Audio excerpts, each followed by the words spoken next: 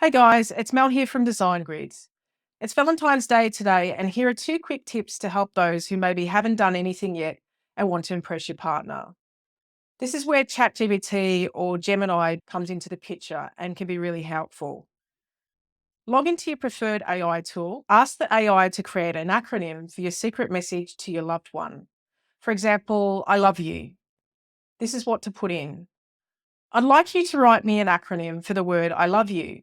I want each word to connect to the word love. For example, I is for infatuation, L is for longing, etc. And press enter. Now, if you're not happy with some of the responses, you can ask it to replace it with something else. For example, can you come up with something else instead of longing? Now, for those not into acronyms, how about a poem?